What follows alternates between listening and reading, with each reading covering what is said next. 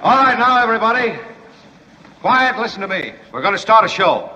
Now, some of you people have been with me before. You know it's going to be a tough grind, but we're going to have a show.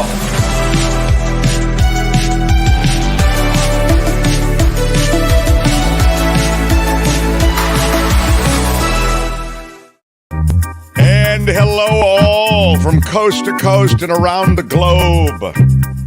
Mark Thompson Show for Tuesday. Kim is here as she's... Kim, how are you? I think quite beautifully handled the host duties in between my little recorded things over the last few days. And thank you, Kim. I'm not going to cry, but I thought it was quite well... I'm not going to cry! I'm not going to cry! I'm just saying it was pretty strong. Wow, what a show today.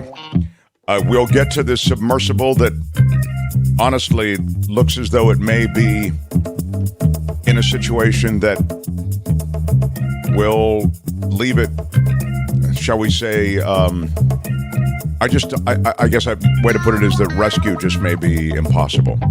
Locating it may be impossible in any kind of timely manner, certainly.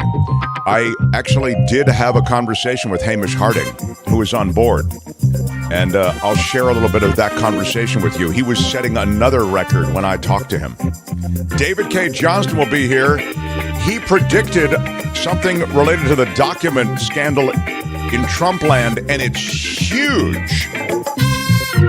It takes corruption to another level. And I'll remind you of what the David Cay Johnston piece was, and David will join us, and we'll talk about that. The Hunter Biden plea, you know, to me, as I've told you before, Hunter Biden, lock him up if you want to. I don't care. He so doesn't matter. The only thing I care about with regards to Hunter Biden is some sort of pay-to-play deal or back channel way that monies might have ended up in Hunter Biden's pocket that dealt with government, the U.S. government. Otherwise, him on the board of Burisma, exploiting his Biden name around the globe for millions of dollars, don't care. Don't care. I hate it. I don't like that thing, you know, where your name gets you something. I've told you before, I didn't like when Chelsea Clinton? She made the deal with the Today Show. She was getting $600,000 a year. Why? Because she's a Clinton. Right. It's crazy. Didn't like that either. Don't like that Hunter Biden can show up to fill-in-the-blank country, say, I'm the vice president's son, and all of a sudden, based on the implied access, there is money. Don't like it, but it's... If they broke a law, then charge them with something. If they did something illegal, then bring charges. Otherwise... Well, they did. They did bring charges. And as you know, they just settled with Hunter Biden. I mean, they just, they made a deal with Hunter Biden. And I'll remind you that investigation of Hunter Biden started under the Trump administration. So, yeah. But the whole thing's going to be politicized. And I do believe in this country that your name and your money does matter when it comes to the Justice Department and whether or not you'll be prosecuted. I look at the big bank failures, the '08 crash. Nobody was held to account. It's outrageous. There were frauds there that wrought real grim outcomes for so many Americans, and nobody paid that price. There is too big to fail, and there is too rich and famous to go to jail. There is. And I think you're seeing parts of it. But the Hunter Biden case, it's weak sauce on that. I think a better example is the one that's playing out the highest profile case probably in modern history with Donald Trump. That guy's not going to prison. You know that. Well, we'll talk about that with David Cay Johnston. I don't mean to get too far afield, but that is the breaking news of the moment, that the Hunter Biden deal was made. And so it's tax evasion and gun charges, and he's made these made this deal, and we can touch on it in greater detail later. Jim Avila has a new column about how to essentially fact-check all of these political figures who are running for president on the GOP side and maybe even on the Democratic side, and how the media should cover them. He writes a column now, as you know, the former senior correspondent for ABC News, writes a column on media and politics, and we'll talk to him bottom of the hour as well. There is something pretty big going on here on the show. Is it a major announcement? I want to get to it right away. The Mark Thompson Show. A major announcement from the Mark Thompson Show. Wow. I think this is sort of a major announcement. I don't know. Did you really just do that? I did, Whoop, because this is big, I think, Whoop. This is big, Whoop. We've been looking, as you're aware, for more subscribers on the show. We ask you to share the show. We ask you to, mention the show to others, but more like post it to Facebook, do that kind of thing. We're trying to increase subscriptions. That helps keep us on the air. We also, of course, ask you for your support.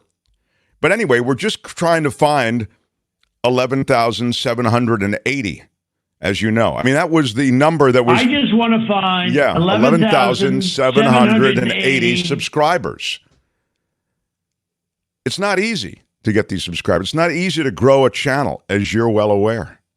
And so we were... I only need 11,780. I get it.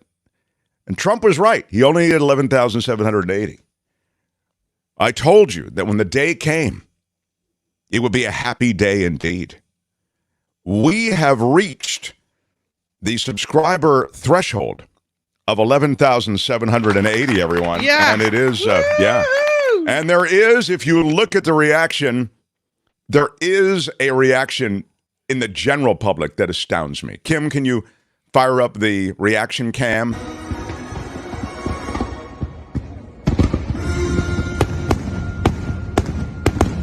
This looks to be overseas. It looks, this has some kind of, that's a little over the top, I believe they're think. Celebrating in China, I believe. Wow. Well, that's you got to start somewhere. I didn't even know they could listen in China. Yeah. Very exciting. I thought it was a little much, I'm getting to be honest, another tape in from Tunisia.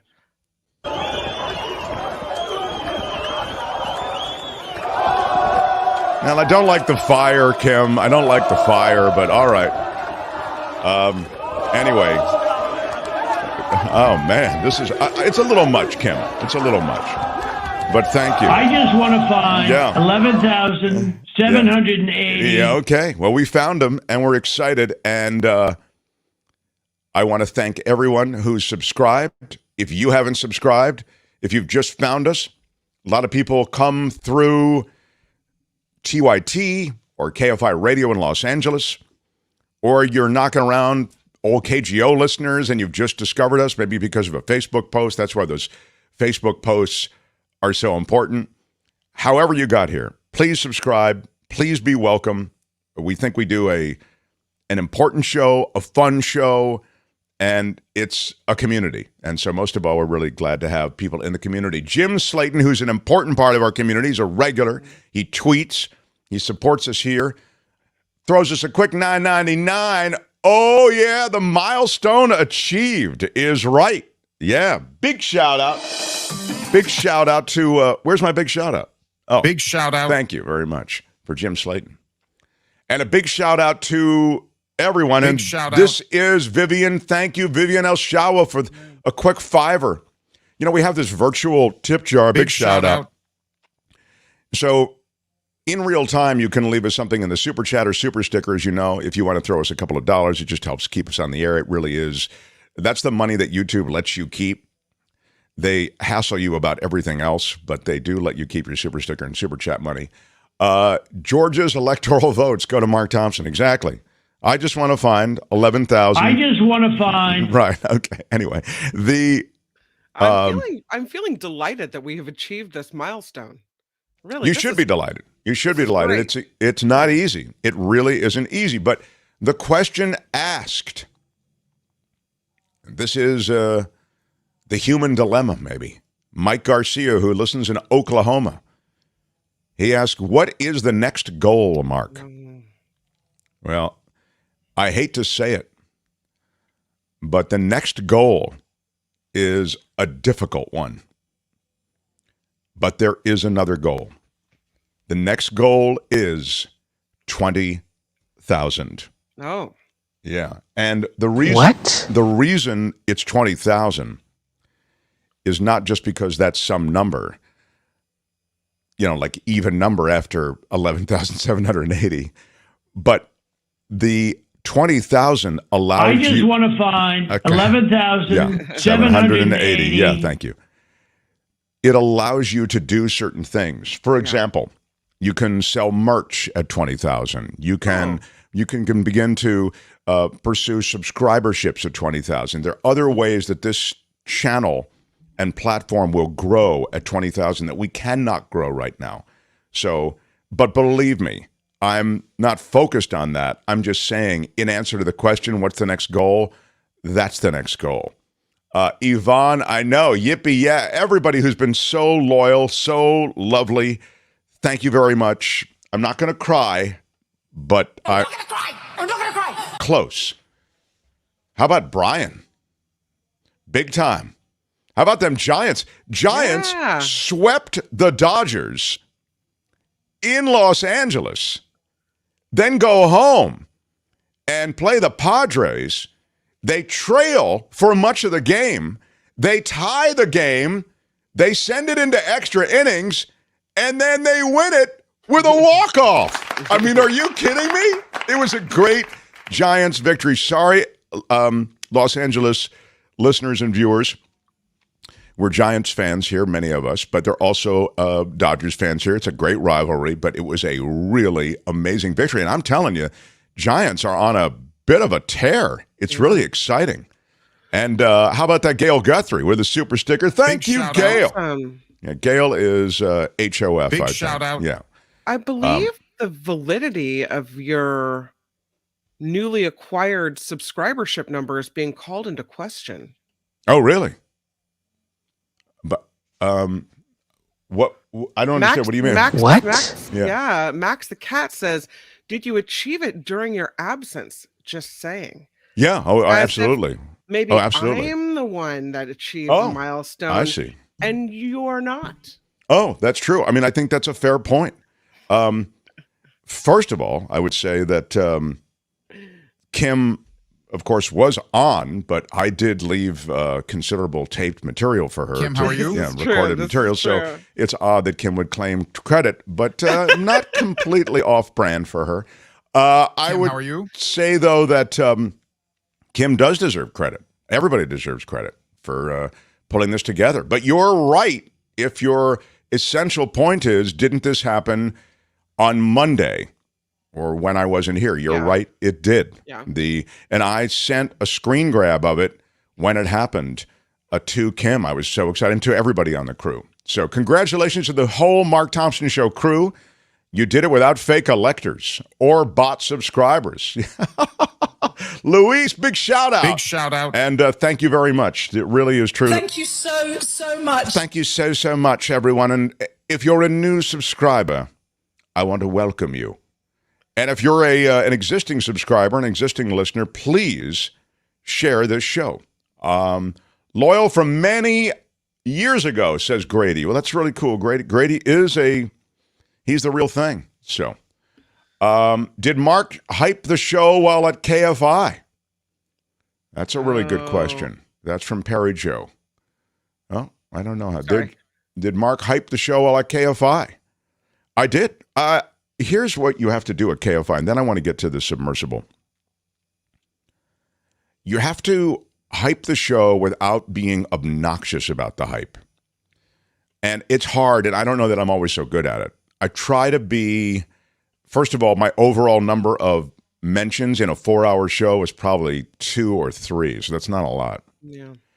The place where you can hype and really get listeners and viewers, and I want to welcome everybody who comes through this place, is TYT. TYT, the largest online news network in the world.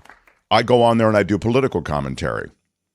And when they introduce me and when they say goodbye to me, they always mention this show. And people who watch TYT are already very familiar with the YouTube platform.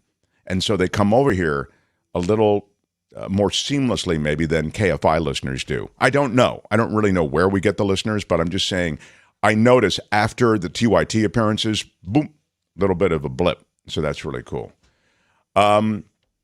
Jennifer says it isn't easy to get to 11,780, but is well-deserved. Congratulations. Well, thank you. Thank you so much, Jennifer. I only need 11,780. Yeah, I know. Exactly. It's only the 11,780. Now we have a few extra to play with. You know, we're closing in on 11,800. Jan throws us $9.99. Thank you, Jan. Big shout out. Big shout out. We got to tie in with all of our pals who have helped us from television too. You know, Yeah. Dan Ashley and Spencer Christian, Mm-hmm. Raj Mathai. Pat Thurston is on the schedule too, make another appearance. Look at all of this. Christine. What up, Christine? Big shout out. Big shout out. For a quick 20. Brian for 18. Thank Big you. shout out. TG, love you guys. Congratulations. $20. Thank you so much. Wow, you guys are much. in celebration mode. That's awesome. This is great. It really is great, and it really does help, believe me, as we try to make payroll every month. Jan says, here you go. Here's $12. Thank you so much. Thank you so Well, much. 1178. Get it? Oh, I see. It's 11,700. I just want to find 11,780. Yeah, I see what you did. 1178. That's very good. Dora for $19.99. Big shout Big out. shout out. Yeah. And Walter, of course, in Hawaii. Listens every day in Hawaii, watches every day. Aloha. Congratulations, Mark and crew. Well done, baby. I'm not gonna cry. I'm not gonna cry. I'm not going to cry, but I give you those island tears otherwise. Tom Malloy for a quick $5. Thank you so much. Thank you so much. All right. Without any further delay, I want to get into just a couple of things about this submersible story, if I could. The Mark Thompson Show. There are a lot of weird things about this story. First of all, you can look at the overall situation where people who are fascinated by the story of the Titanic get into this submersible on a tour of the wreckage of the Titanic and end up now desperately hoping for rescue. In other words, and not to be too literary about it, but it really does feel literary, the concentration, focus, I was going to say obsession with Titanic continues, right? This terrible tragedy was to have been this unsinkable vessel. And the Titanic story itself is almost literary for just that reason, right? It was supposed to be this unsinkable vessel that sinks to the bottom of the ocean without enough room for many to get off safely into lifeboats. And many then descend to a watery grave at the depths of the ocean that are really hard to reach. So it's not a wreckage that is frequently seen. Now, this submersible, employing certain technologies that are supposedly, from a design standpoint, quite sophisticated, that live alongside, I might say, in the submersible, some technologies that don't seem so sophisticated. Kim can give you more on that in a moment. They go down to see the Titanic. And in this effort, they themselves may be looking at ending up at the bottom of the ocean. It's a chilling, eerie, and sad outcome that looks more likely by the hour. They have limited air, as you know, on board. This submersible, designed with life support to sustain 5 crew members for 96 hours. They would need to be rescued within, within 3 days of first going missing. And they yeah, go ahead. I read that it's possible they could still be alive on Friday. Oh, really? Okay. Possible they have enough air for Friday. Not best case scenario, but there's a possibility. The guy who founded OceanGate Inc. is Stockton Rush, and that is, go ahead and put that picture back up there. That That's Hamish, I think, isn't it? Hamish Harding, yeah. Yeah. He's a Now, billionaire who, as you know, kind of is a bit of a thrill seeker, an adventurer, and he paid a lot of money. The money that tourists pay to go on the submersible and look at the Titanic wreckage goes to research efforts. So it's very expensive, like between $100,000 and $250,000 for a 10-day excursion to do this. And so he is a billionaire that paid money and went down to look at the wreckage. and what Hamish has said is, I didn't want to be part of something that wasn't forwarding research. This isn't a tourist mission, is something that he emphasized in interviews. This Ocean Gate company that built this vessel was able to reduce the cost of the vessel by using generic components and also these new launch methods. That's one of the reasons they had to wait for calmer seas to launch, because they're launched from the surface, then the submersible's lowered, and after it's lowered to 50 feet, 30 feet, somewhere between 30 and 50 feet, they then take off below the surface where the ocean currents are less intense. And from there, the submersible separates and communication can be limited. They can go dark for a time. Retired Navy submarine commander David Marquette said the viability of Titan's rescue depends on the location of the submersible. If it's floating on the ocean's surface after a malfunction, rescuers would need to locate the craft within 3 days to unbolt the titanium hatch to get passengers fresh oxygen. You cannot open this submersible from the inside. They have to bolt these folks in, 17 bolts, and they have to be taken from the outside. This, by the way, is Stockton Rush, who's the founder and CEO of Ocean Gate. The search effort would be more time-consuming and complicated if the craft is still submerged under the water. Rescuers would have to locate the submersible itself, find a way to extricate it from the ocean, both immensely challenging tasks. Most submarines, including military attack submarines and the vessels that rescue submariners during emergencies, cannot reach the depths that Titan can reach, which complicates the search. The depths of this ocean floor, such that this may be an impossible rescue within the time frame, certainly, that's laid out.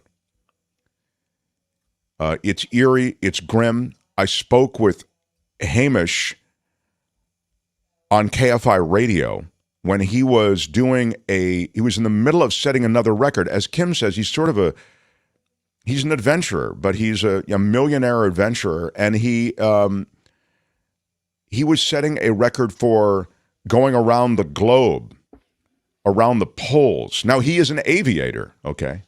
And he's a Guinness record-holding aviator. Here's a little bit of my conversation with Hamish Harding, who now is trapped on that vessel. This is as he set that record. So we have him. Do we have him? Yes, this is Captain Hamish Harding on board the flight at the moment. Wow, this is very exciting. Hamish Harding, captain on board the flight at the moment. I am extremely excited. Mark Thompson here in Los Angeles. Now, this entire thing was designed to commemorate the Apollo 11 mission, wasn't it?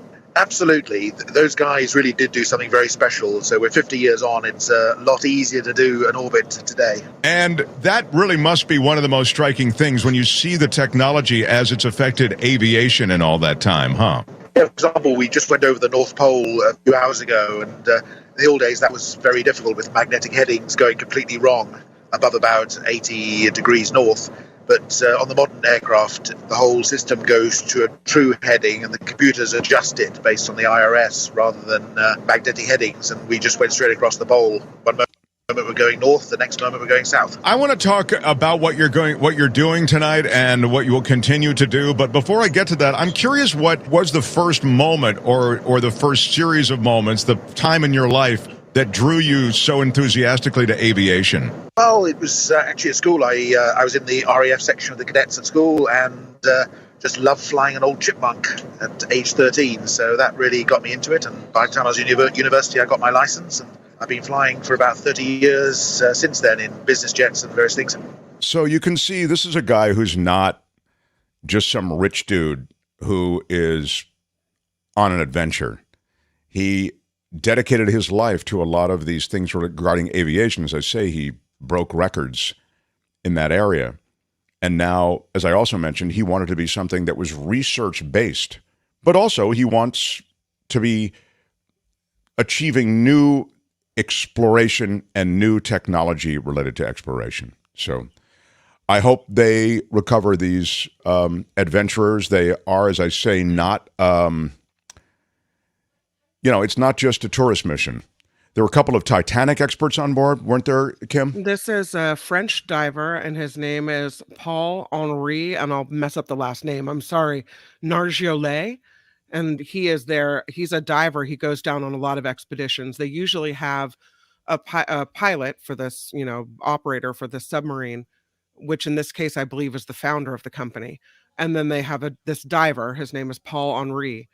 And then they have 3 tourists. So that includes the 5 people aboard. One of the tourists is Hamish Harding, who you mentioned and spoke with.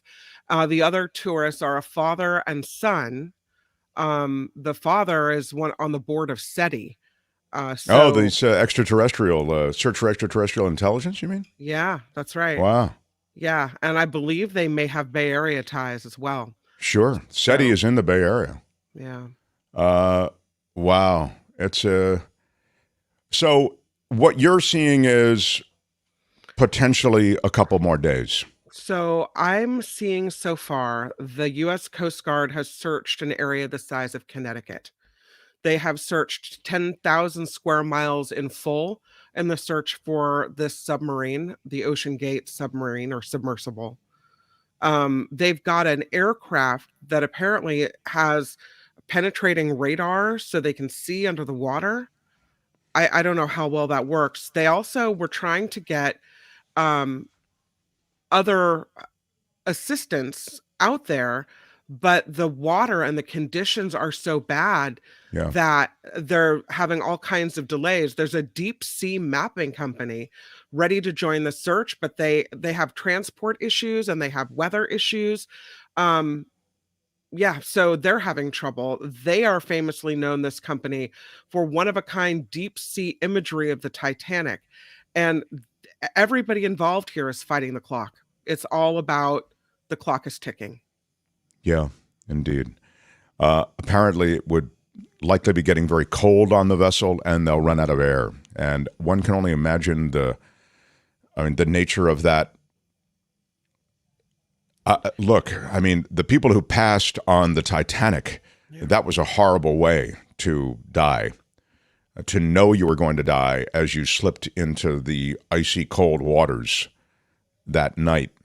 This may be worse if that is the fate that awaits them, because you look around and you see these people and you know that you're all consigned to the same fate. It's really scary. France sent a ship with an underwater robot to help as well. I will say that one of the things I read about this submarine from a CBS reporter that went with it last year. David Pogue, David Pogue. He said there are 7 ways to bring the submarine back up. There's a lot of kind of emergency backup plans, but one of the things they said that they were most fearful of, and this sub, by the way, has gone missing before, usually for 2 hours, and then they track it down. But one of the things they said that they were most fearful of is it getting caught on something. So I don't know if you can see this, check out this picture. You can see there's kind of things, there's a lot cords, of stuff for wires, it to get caught on. It could get caught on something. And so that was one of their great fears, is that it would get caught on something and they wouldn't be able to find it. So perhaps that's what happened, that one of their greatest fears became reality. I don't know. I have to say, and then we'll take a break for Kim's news, and we have politics, and as I told you, media and politics and all the rest. But just last word on this, and regarding what you've just said, it seems to me as I look at that, given their goal of exploring wreckages like Titanic, that's a design flaw. I mean, the idea that you could have all of that stuff sticking off of that thing, knowing that it could be trapped 14,000 feet down at a depth that is unrecoverable, essentially, from any sort of craft that would likely be in the area to recover them in any sort of timely manner, even knowing their location. We don't even know the location. But that strikes me as a design flaw. Because GPS doesn't work under the water. I think it might have been, I mean, of course, who knows what I know, but it would have been something I was thinking about, good to have a certain path that you take every single time. That way, if something happens and you do get caught on something, they know exactly which way you go every time, so they can just follow your. Maybe that's too complicated. I don't know. No, you're right. You're right. It's just that they don't make that dive all the time, so there's not like a commuter route. It's just it's a tough situation. So we're watching it for you, even as the news and the prospects get grimmer, but we'll continue to watch that. And as I say, there's a lot of politics and media and how to cover these guys and what's happening with the law and the Trump documents case. That's still to come. David Cay Johnston, the Pulitzer winner, joins us. So much to do. Smash the like button like a boss. Thank you for being here. Thank you for putting us over the top on 11,780. Woo!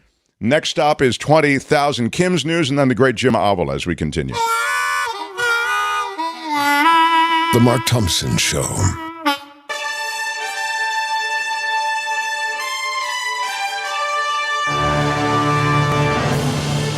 On the Mark Thompson Show, I'm Kim McAllister. As Mark was mentioning, Hunter Biden will plead guilty to tax charges and a gun charge in a plea deal with the feds. According to this agreement, the president's son will plead guilty to a pair of misdemeanor tax charges involving about $1 million in unpaid taxes several years ago. The federal prosecutors in Delaware will drop the felony charge against Hunter Biden for possessing a firearm while being a user of illegal drugs if he completes 2 years of probation. It is not immediately clear when Hunter Biden might appear in court to enter a plea. The search continues, as Mark was mentioning, for a missing vessel used to explore the ruins of the Titanic. The U.S. Coast Guard says search efforts that began Sunday have yet to yield any results. It is believed the submersible has less than 48 hours of oxygen left. Captain Jamie Frederick said the Coast Guard has assembled a group of experts who will determine the next steps if the vessel with 5 people on board is found. Search efforts are being focused on about 900 miles east of Cape Cod, Massachusetts. A research ship lost contact with the sub about an hour and 45 minutes after it submerged on Sunday morning. A judge has set a trial date for former President Trump for his alleged mishandling of classified documents. A Florida judge ordering the jury trial begin August 14th, but it will likely be pushed back after Trump's team files all their motions. Trump pleaded not guilty in a Miami federal court last week on a 37-count indictment. He is accused of illegally storing classified documents in his Mar-a-Lago home. The judge ordered the trial to take place in Fort Pierce, not in Palm Beach County, home of Trump's Mar-a-Lago resort. Tropical storm Brett is not Brett. Why are you picking on Brett? I heard it. Yeah. Tropical storm Brett is not expected to turn into a hurricane as it moves toward the Lesser Antilles and the Caribbean Sea this week. According to the National Hurricane Center in Miami, Brett, spelled the same way as well, with only one T. Was the problem, though, with Brett. He could never turn into a hurricane. It's sad. Really. He had a maximum. He was always just kind of tropical storm level, if I can just be honest about it, Brett. I mean, it works. It works for you, but I'm just saying, it'd be nice if you can become a hurricane once in a while. Why are you picking on Brett? Forecasters say Brett had a Check maximum. out the big brain on Brett. Yeah. Brett had a maximum sustained wind of 40 miles per hour. That was another thing. He couldn't get his winds above 40. That was the thing. He just couldn't push it up there. Brett was Forecasters unable say to Brett get his will winds. encounter conditions that may prevent the storm from turning into a hurricane. Oh, Mark, why are you always so right? Yeah. The center said anyone in the area, including Puerto Rico and the Virgin Islands, should have their plan in place, because here comes Brett. President Biden will be meeting with artificial intelligence experts and researchers in San Francisco today. The president, tech leaders discussing managing of the risks and of the rapidly advancing technology. The White House has said AI is a top priority for the president and his administration in pushing companies to develop new security and privacy guards. This comes as the generative AI industry is booming, prompting questions about what the technology means for jobs and the spread of misinformation as well. The first trailer for, do you care about this? Zoe 101. The I don't know. Do film I? is being released. Guess what it's called? What? Zoe 102. Come on. I know. That wasn't a long meeting. They reunite the original cast in the present years after attending PCA in Malibu. The characters get together to attend a wedding. Of course, in the show, Jamie Lynn Spears, Christopher Massey, Aaron Sanders, Sean Flynn, Zoe 102 starts streaming on Paramount Plus next month. Look at you, Zoe I know. 102. Thank you for that Zoe 102 news. I mean, everybody needs to know, really. Apparently. I'm Kim McAllister. It's the Mark Thompson Show. The Mark Thompson Show.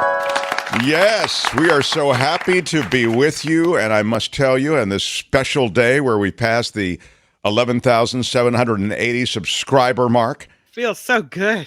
Yeah, we got a special feeling. Smash the like button like a boss. Smash it with your iron rod. Give us a thumbs up as we continue, and give this guy a round of applause. A big Mark Thompson Show welcome for the former senior correspondent at ABC News, longtime White House correspondent as well, Jim Avila. Now Jim, the award-winning correspondent, does a weekly column for Barrett News Media. It's on politics and media. And, you know, Jim, your latest is so timely, because as more and more enter the political sphere looking for top-of-ticket victory, that is the presidential race, both on the GOP side, and let's face it, some rumblings on the Democratic side too, but certainly the crowded field is on the GOP side. You, in your column, point out the ways to push back against the talking points to which it seems all of these politicians default. It actually is called, Jim's column is called A Journalist's Guide in Pushing Back Against Asinine Talking Points. So, Jim, take us through it. Well, first of all, good morning, and I can't take responsibility for the headline. I didn't use the word asinine, but it seems appropriate. This idea for this columm came to me. Wait a minute, stop. What is this, Albert? What is the problem with Jim's frog sound? Is that those the headsets, you think? It happened last week too, and he went away and came back and it fixed. With the headset, it's okay. I'm wondering if it's the Bluetooth. The Bluetooth sounds good actually, but the frog sound is a bit distracting. You want to go off for a second and come back. Albert, I blame you. I don't know why. Albert, thank you. I don't know why, Albert, we can't get these people on without let's face it. Whoever is producing this thing has no idea what they're doing. Albert is telling me that he's fine before we go on, and then we go on, and it starts frogging again. So you're fine until we go on, and then, of course, there's the issue. He's handsome as ever, which works, and Jim's information is so good, but we'd like to get him cleanly on. It is true, though, if you watch, the only guy in the Republican field, as Jim comes back on, who doesn't seem to default to almost memorized talking points, the only guy who, yeah, we hear you, is the only guy who doesn't default to those memorized talking points. Okay, can we just leave him in the, thank you, is Chris Christie. Chris Christie is the most media savvy and most authentic speaker in the GOP field, without question, in my judgment. That doesn't mean he's going to win. He's had a lot of practice with, being on ABC News every week, which I had issues with. But apart from that, they default to these talking points. Pence does with almost a kind of as though he's reading from a hymnal. Jim, what is your, you didn't like the word asinine in the headline? Is that what you were kind of saying? Well, I mean, it wasn't my word. The headline. Asinine talking points, but they do default to these talking points. So how do you cover them when they're going to those places? So this came to me to talk about or to write about. On Sunday morning, when I was watching Meet the Press, and Pence was interviewed by our friend Chuck Todd, who would faint if he actually asked a follow-up question that criticized or pushed back. He did a couple times, but so I went through that and listened to that interview, and then almost every other interview that I saw, the Republicans said the same thing. And the reason why I'm picking on the Republicans, besides the fact that they're leading us down the road of destruction, is that right now, because Biden has ordered Democrats not to talk about this indictment, and they haven't, and he and his administration is not talking about it. The ones who are talking about are Republicans, and they have a set of talking points. And so in this article, I go through each of these talking points and give, it took me an hour and a half to go through all their talking points and find the rebuttals. And this is what journalists who are going to interview these people, and you're going to interview them. That's all they have to do is get some blue cards out, write down, what their talking point is, and shuffle to that talking point. And while they're making it, then say, hey, why the big one, of course, is what about Hillary? What about ism? Why wasn't Hillary? Well, I provide in this article the quote from the Inspector General's office, which says that there was no evidence that she intentionally attempted to do the same thing as Trump.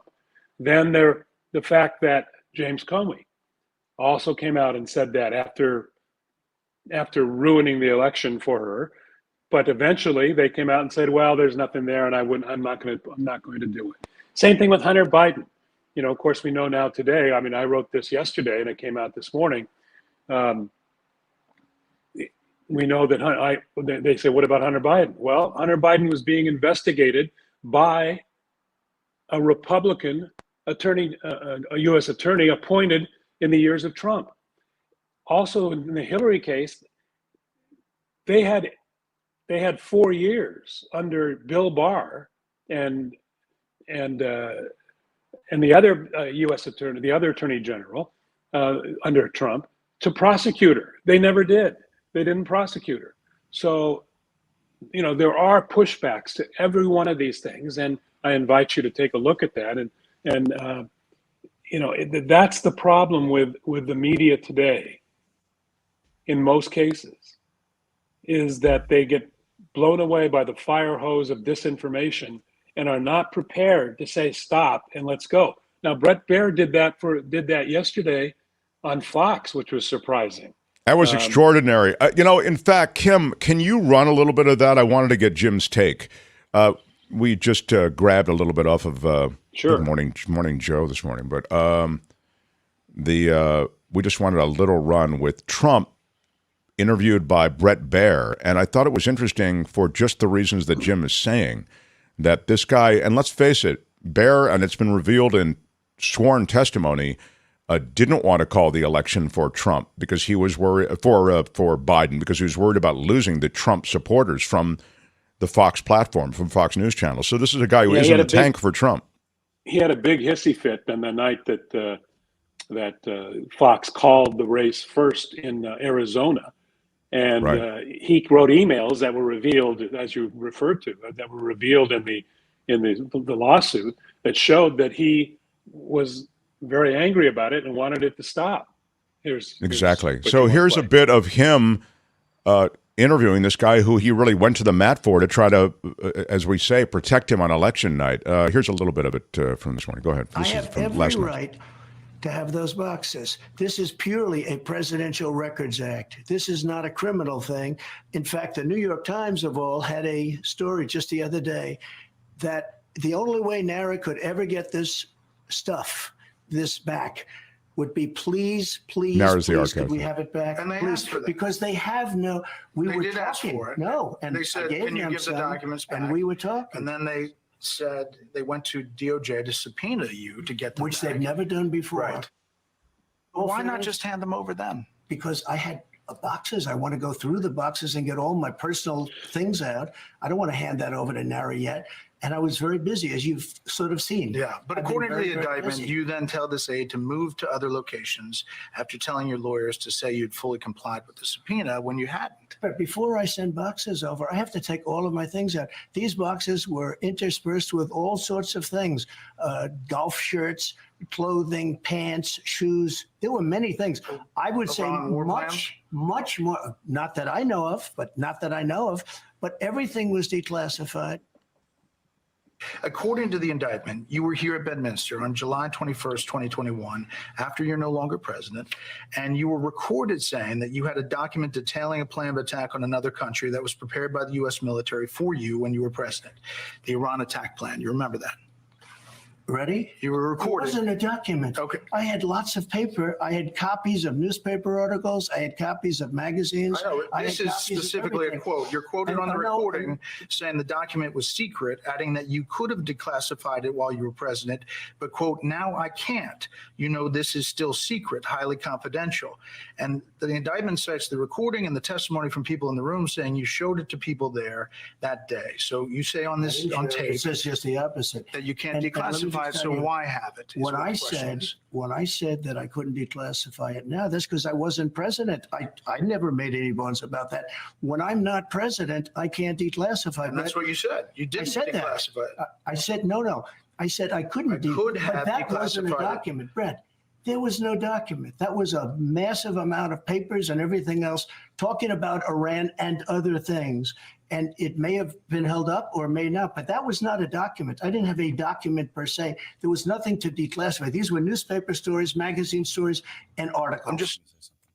He really does that. Thank you. He really does. Thanks to Morning Joe for that. He really does throw everything up against the wall to see what sticks on that one.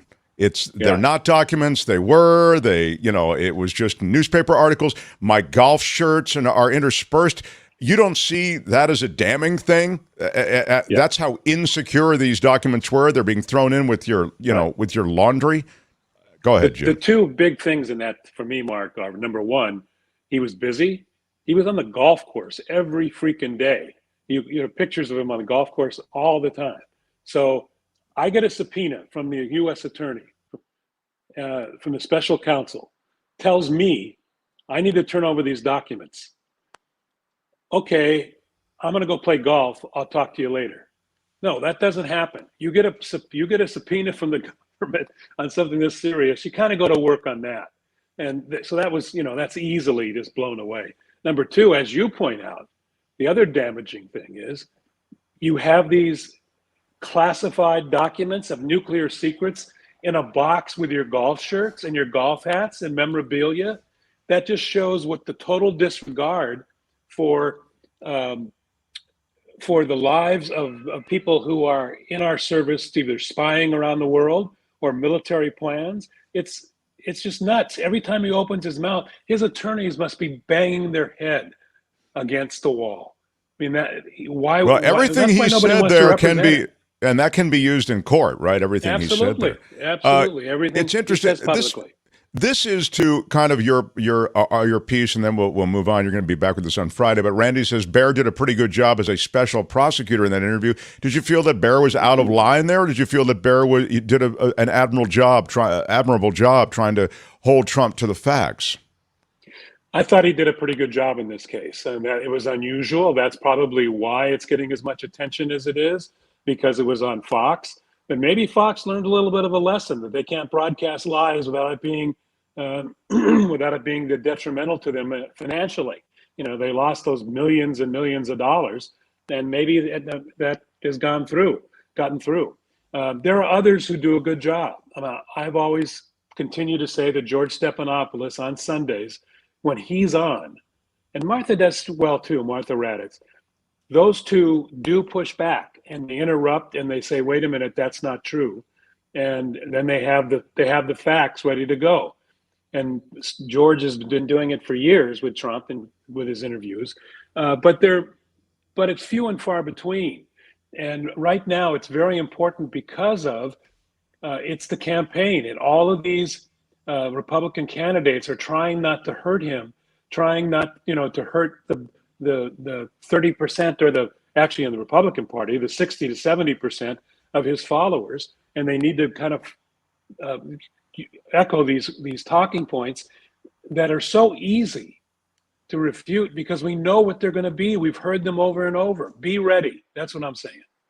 The one thing I would say, Jim, that makes it particularly difficult these days, and I don't think the press is used to encountering someone like Trump, is the fire hose of not only talking points, but lies. I mean, it is, you got to be ready. There is a lot of stuff. Even in the Bear interview, he's just making stuff up, Presidential Records Act. And if you're a Trumpy or a wannabe Trump supporter, you go, yeah, Presidential Records Act. Whatever the guy said. Yeah, Presidential Records Act. Yeah.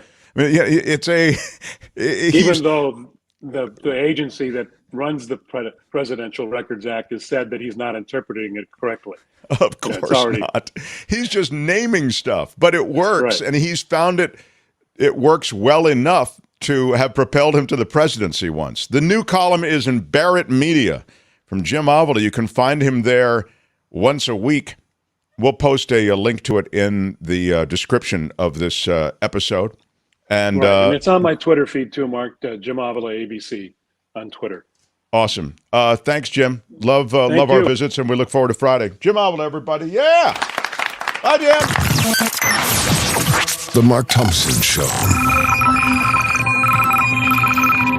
Speaking of Trump, the documents, David Cay Johnston did a piece a year ago, and that piece described what actual motive might be behind Donald Trump hanging on to documents. It's not just power.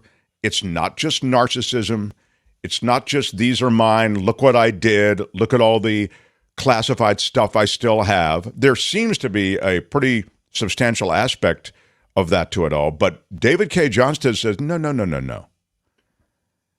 And he pointed out in a column a year ago the real reason. I'll talk with David. He'll be here live in just a few moments, and we'll get into what that real reason is. As we continue, I do want to thank you for a couple of things.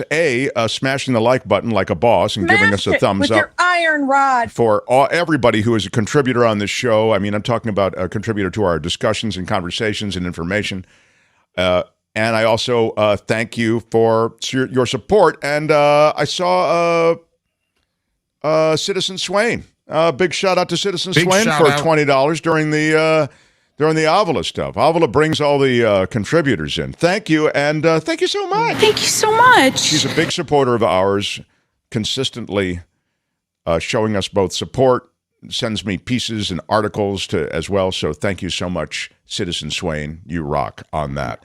Many of you send stuff to me, and you can continue to always send things at themarkthompsonshow@gmail.com. That's how you reach the show, themarkthompsonshow@gmail.com. We got a lot of articles. We got a lot of tips. We have a lot of resources, frankly, that come through your thoughts and your connections. So appreciate that. Kim's News, and then we'll get into a conversation with the Pulitzer winner, David Cay Johnston.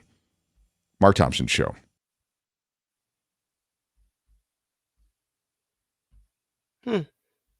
I don't think that one is planned. No. No music? We're not doing music this time. All right. Well, I am Kim McAllister. This is the Mark Thompson Show. And I do have some news prepared for you. Let's start it with Hunter Biden. Oh, okay. Oh, I disconnected. Albert, I blame you. That would happen. Albert. Whoever is producing this thing has no idea what We we're hit doing. 11,780, Albert, and you can't keep me connected? Why are you yelling? Because I should be connected on the show that we have. It's a historic show, Albert. Why are you yelling? I mean, I have a hard time doing news without the theme, and then boom. And I don't know. Albert, you're lucky you can't speak today. Albert, thank you. You're right. You and Trump are both in trouble. Why are you yelling? All right. Sorry, Kim. It's okay. Should we start it again, or what do you think? Audience, no, just continue. Okay. It's all right. So sorry about that. Thank you. So let us begin with, of course, Hunter Biden. And we had mentioned it earlier, but it does bear repeating again that Hunter Biden is pleading guilty to tax and gun charges. The son of President Biden charged today with failure to timely file and pay taxes in 2017 and 2018. The Washington Post reports the plea deal will likely keep Hunter Biden out of jail or serving any time. Meanwhile, former President Trump's trial involving his handling of classified documents is set to start on August 14th. The Trump team is expected to request a delay, of course. Trump pleading not guilty during his arraignment in Miami federal court last week on a 37-count, 49-page indictment. Of course, the South under the threat of a fresh round of severe weather today. That is what we know from the National Weather Service. An intense cluster of thunderstorms expected to track into Louisiana and Mississippi, with the potential for damaging wind gusts, large hail, flooding, and downpour. Crews have less than 48 hours to find a missing vessel used to explore the Titanic ruins. U.S. Coast Guard using search resources in both the air and the water in an area about 900 miles east of Cape Cod. 5 people were aboard the Ocean Gate Expeditions vessel when communications were lost on Sunday. Here in California, Attorney General Rob Bonta will be in Los Angeles today to address a sharp increase in organized retail crime. Bonta holding a news conference at Pan Pacific Park near the Grove Shopping Center in the Fairfax district. He'll be joined by retail and online business leaders partnering with the State Department of Justice. And social media influencer Andrew Tate is facing rape and human trafficking charges in Romania. Tate arrested along with his brother Tristan in Bucharest in December. Twitter once banned Tate from the platform for saying women should bear some responsibility for being raped. The NBA draft is 2 days away now. It'll take place at the Barclays Center in Brooklyn. San Antonio Spurs hold the number 1 pick. They are widely expected to take French super prospect Victor Wembanyama. Are you following this one, Mark? Because I am not. I'm not No. actually. No. Could you run through it again? I mean, if you get it in order. If you get it in order, you get extra points. Okay, so what are they doing? It's the NBA draft in 2 days. I see. Yeah. And so the first pick is San Antonio Spurs. And they're going to take this French guy, Victor. Oh, Yeah. all right. Meanwhile, Très bien. Yeah. Are you a morning person or a night owl? I'm not either. I think I'm probably a early evening guy. Is that one of the choices? No, I'm sorry. Fail. No.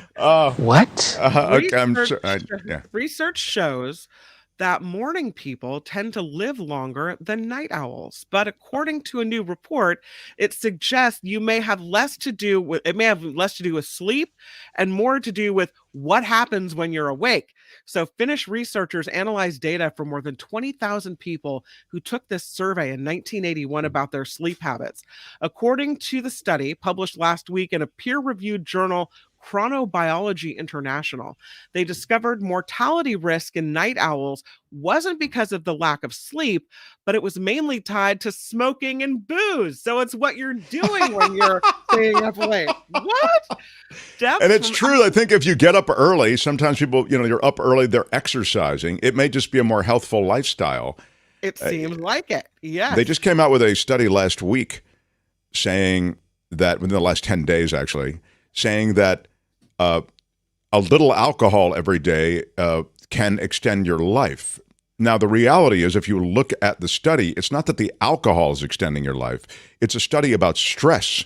And they found that those who drank to relieve stress in moderate amounts had more longevity associated with them. So statistically, it's not, but of course the headline is little drinking, helps you live longer, right? So it's all about a healthier lifestyle, yeah. Deaths from alcohol-related diseases and poisonings were seen more often in the evening group. The study doesn't explain why night owls were more likely to drink and smoke, I think we know. But Jennifer Martin, professor of medicine at UCLA, former president of the American Academy of Sleep Medicine, was not involved in the study, but suggests it may have something to do with what establishments are typically open at night. So, Oh, I see. Bars, in other words. Yeah, right. probably. So it's where you're going, what you're doing. Well, you know who was involved in that study was Dr. Emil Schilphausen. Yeah, the third. Yeah, anyway. So. Oh, I'm Kim McAllister. And, this is a perfect time to have this newscast sponsored by the fine people at Tenuta Vineyards. That is right. Because a little alcohol every day, a little sippy sip does take a little away moderate. the stress. Yes. What better place to have it there than responsibly consumed? Look at that view. This is Tenuta Vineyards, Tenuta in Livermore, and it is a beautiful place to go wine tasting, walk around the property, look at the vineyards, and talk about a stress reliever. That's just a big breath of fresh air right there. And the wine, yes, get yourself a bottle of stress relief in the Mark Thompson Why Are You Yelling Red? Why are you yelling? And then the which one of you is Mark Thompson white wine is also very popular this time of year, especially. Hey, which one of you is Mark Thompson? Yeah, okay. And my friend, do I have a deal for you? Because you can get 10% off at Tenuta Winery in Livermore. All you have to do is call them and say, smash it. With your iron rod. I thought you were ready. Smash it with your iron well, rod. I just feel people are not going to have you don't have to say it like the lady said it. Oh, well, I think you should. I mean, if you're not gonna say it like that, why say it at all? Right? All right. 925-699-4576 is the number out at Tenuta Vineyards. And you're welcome, because that wine is really good. I'm Kim McAllister, and this is The Mark Thompson Show. The Mark Thompson Show. It is indeed a pleasure to have this guy join us on Tuesdays. It's I would say it's pleasure and honor to have the great Pulitzer winner and investigative reporter David Cay Johnston join us. How about it for David Cay Johnston? And I was mentioning, David, earlier in the show that David's got the Mark Thompson Show. We have to send him more merch. He deserves more than just the. We started him with the mug, but I thought I actually asked the merch people to send you something else. Anyway, there's more coming, David. We're so grateful. But one of the things, first of all, welcome back. And happy, I thought of you on Father's Day, David, and I'll tell you why. Because you're a real father. How many kids do you have? 8. I don't mean to laugh, but that's a serious commitment to fatherhood, is the point. Yep. 33 to 56. I love it. I love it. That's a crowd. That's a crowd. Look, a year ago, you wrote a piece for DC Report, and that piece is eerie today, involving the Trump document scandal and legal case. Here is a little bit of it, and then you can fill in the blanks. Evidence, this is the headline, evidence suggests Trump tried to sell out America for profit. The unthinkable. Donald Trump, and you lay out in your own way how he's manifestly ignorant when it comes to government, when it comes to knowing anything, but that he has a nose for trying to make a backroom deal with dictators and the value of classified documents to many of these very people who might be on, shall we say, adversarial footing with America, maybe even enemy footing with America. Right. Well, let's step back a little bit in time. Remember that Donald's first trip as president was to Saudi Arabia. There's the picture of he and various leaders with their hands on the glowing orb. And according to Malcolm Nance, throughout the Trump presidency, Jared Kushner was the #1 requester of information about the Middle East in the White House, more than the entire national security staff. So what happens when Donald leaves office? Well, Jared Kushner gets a $2 billion investment from Saudi Arabia, even though, according to the documents and interviews the New York Times did, his fees were excessively high. He had no competence in what he was planning to do to invest. He had no track record. And all of the financial advisors to the Saudi royal family said, why would you put money with this guy? He's totally unqualified. And they went ahead and did it anyway. Today, Eric Lipton has an astonishing story in the New York Times, which I put on my Twitter feed, and you can read for free if you click on it, because I gifted the article, that Donald is getting millions of dollars from the Saudis and the Omanis over a golf hotel and housing development being built on the edge of the Persian Gulf in Oman. And Trump is putting up zero money. It's his classic deal. All he does is sign his name, and he gets paid. Now, it's not unusual for presidents and vice presidents when they leave office to make a lot of money, but they make it by writing books and giving speeches. Donald Trump made it by getting his hands and pockets filled by the Saudis. And that should be deeply disturbing. And I don't think that the Times story today is the end of this. There are no doubt other deals out there. I mean, the Times clearly spent an enormous amount of money and time. They cite financial disclosures that had to be made under British law, which are much greater than under American law, and interviews. The reporter went there to this very remote, difficult now to reach location, but that will change as this artificial city is built. And it should deeply worry us about this. Is one other element in this, Mark. Donald, the record shows, carried some of the documents, not personally, but he moved some of the documents in the indictment from Mar-a-Lago to Bedminster. He moved them on the same period of time, the same trip, when he met with Saudi officials to set up the new Saudi golf tournament, which finally merged in with the PGA. There were Saudis, high-level Saudis there. Now, I don't have any proof that any of them were intelligence people, but why would he bring them to Bedminster? Why would he bring them when he was negotiating this deal with the Saudis? And why should we think that, of course, this was purely a golf deal and there were no intelligence interests whatsoever by the Saudis? And to Donald, there's nothing wrong with all of this. There is one curious development, Mark, in his trial. He insists that he declassified all these documents partly through his magical powers of just thinking about it. Right. If he declassified these documents and he's being charged with improperly handling them, why aren't his lawyers in court making the argument that I've declassified these documents and they're not secret, and therefore my lawyers don't need to get security clearances to defend me? Yeah, it strikes me, David, that there are two conversations going on. The legal conversation to which you refer, and that was left out because that was obvious BS. And then the media conversation, what he's saying to the public, and that's where that might stick, right? It's BS that he has made stick before, Right. No, I think that's so. But my point would be that if Donald really believed he declassified all these documents, then that would be his argument in court. He'd tell his lawyers, You go into court and you say, I declassified these documents. Now, that you can't declassify certain nuclear secrets. The president does not have the power to do that. But it would narrow down radically the scope of these, and then he could argue legally, well, everything else I declassified and therefore shouldn't be charged, and this handful of documents that deal with nuclear matters, that was a mistake on my part. I didn't fully appreciate the extent of the law. You point to the Saudis, David Cay Johnston, and I think so appropriately. I mean, it was the first overseas trip, as you say, the huge diplomatic outreach, and obviously there was an obsession with the Saudis. They seemed anxious to do business in any way, and I'm talking about the Trump administration seemed to do business in any way, and I think you've shown the math on that.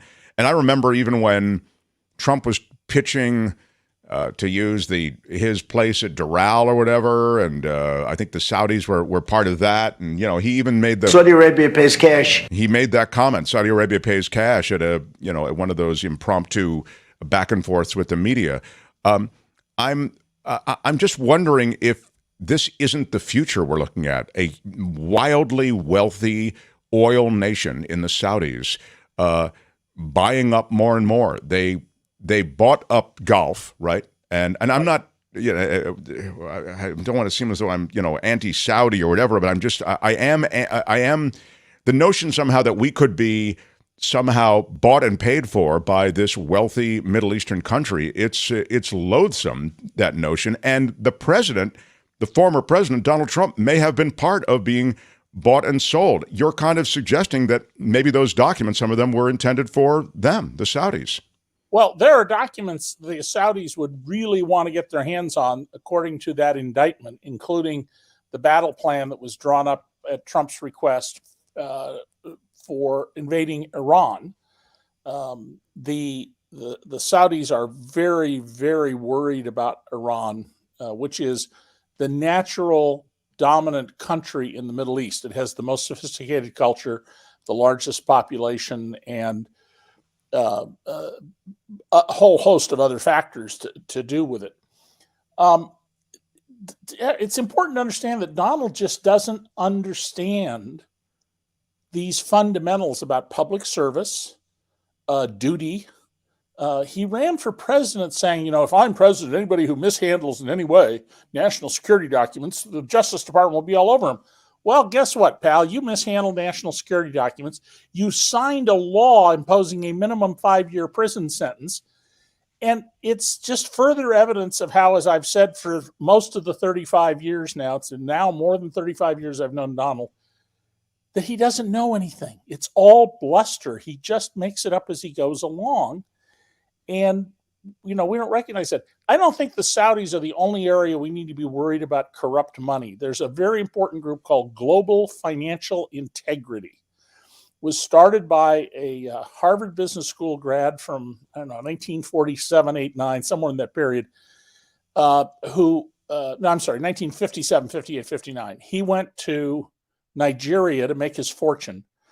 And he would spend his evenings sitting on his veranda with a glass of scotch or a glass of water, depending on the temperature.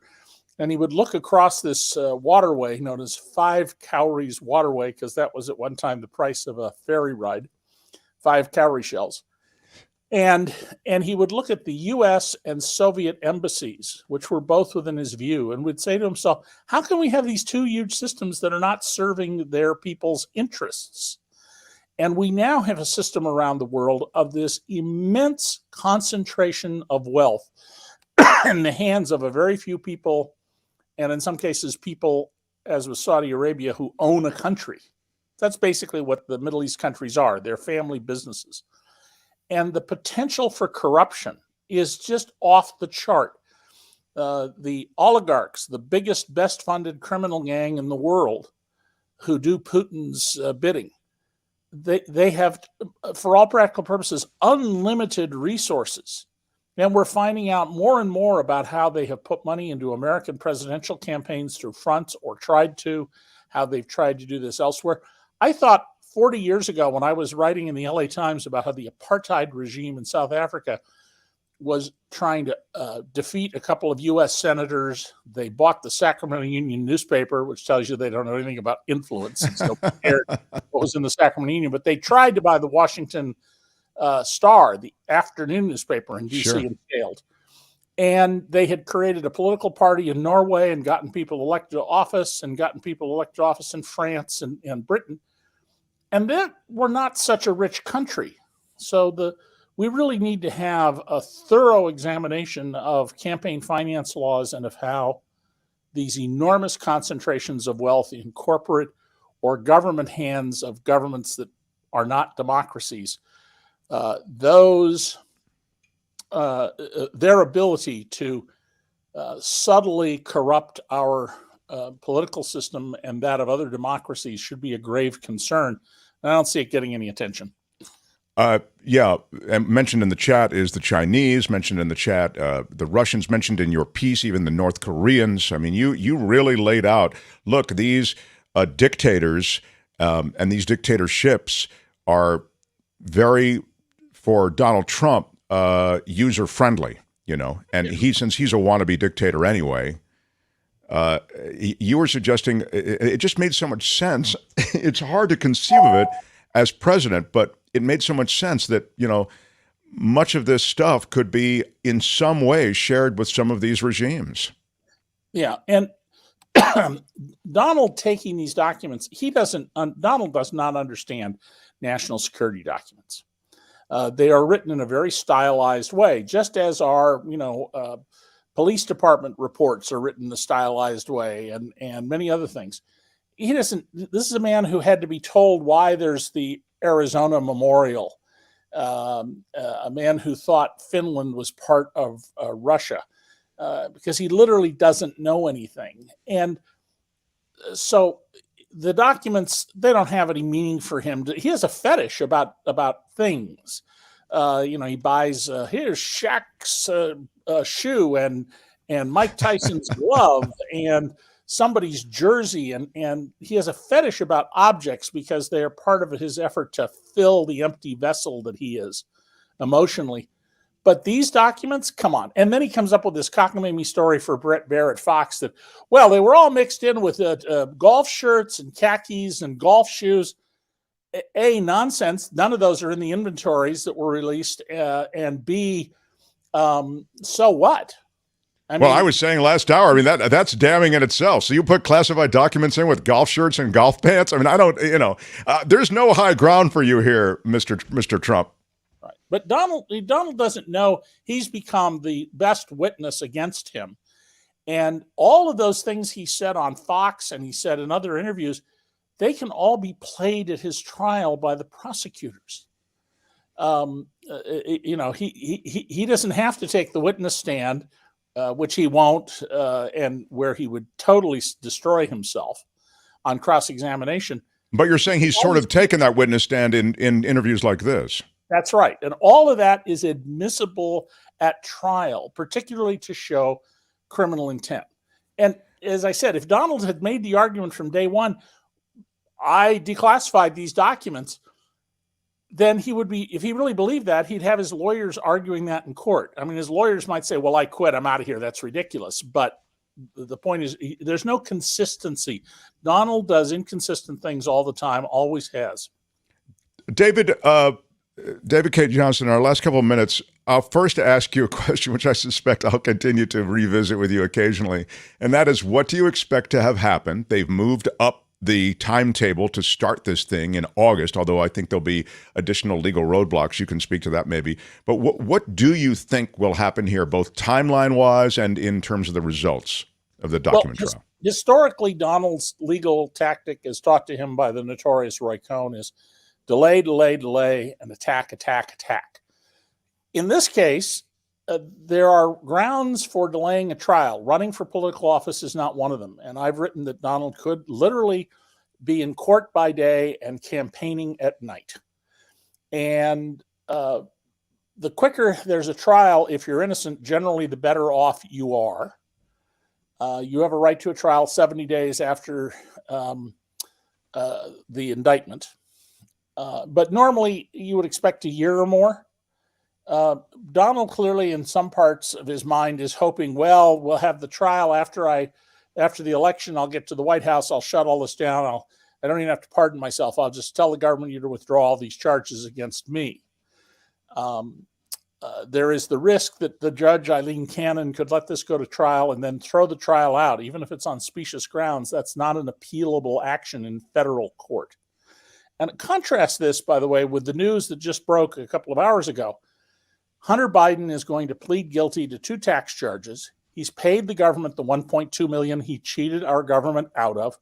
And there's a gun charge, which will be expunged if he completes his probation, assuming the judge overseeing the case allows it. What's important to know about this case is that Joe Biden replaced every U.S. attorney in the country, except 2, but he did not replace the one in Delaware. He left the Trump appointee who was investigating his son in place to do his duty.